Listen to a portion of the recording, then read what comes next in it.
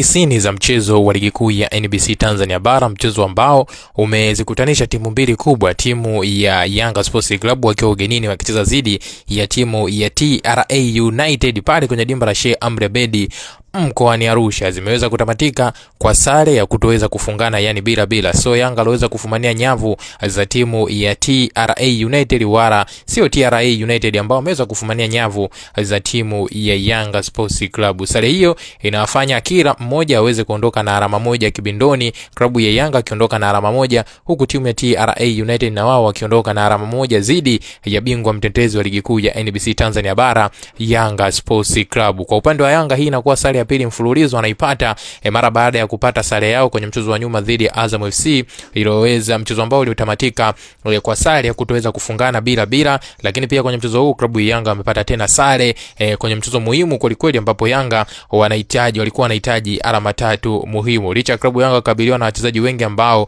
wana majeraha, lakini ushindi kwao bado imekuwa changamoto. Lakini hata kwao kuruhusu bao, pia timu ya pinzani wameshindwa kujiuliza maswali mengi mbele ya mabeki ya timu ya Yanga, lakini pia mbele ya golikipa Djigui Diarra. Tabora United walipata nafasi nzuri kwa dakika za jioni, wameshindwa kuitumia. Saves ya maana kabisa kutoka kwa Djigui Diarra amefanya timu ya Yanga kuweza kuondoka angarau na alama moja. Pengine timu ya Tabora angeweza kuitumia vizuri ile nafasi, tungesema masuala mengine, Yanga Sports Club angeweza kudondosha alama zote tatu na timu ya TRA United wangeondoka na alama zote tatu. Mchezo umetamatika hivyo kwa TRA United kugawana alama na timu ya Yanga Sports Club mara baada ya dakika 90 kuweza kutamatika kwa sare ya kutoweza kufungana. Una maoni gani mwa mchezo wangu kuhusiana hiki? Ndio tuandikie kupitia sehemu ya comment, bila kusahau kulike, kushare na kusubscribe channel yetu.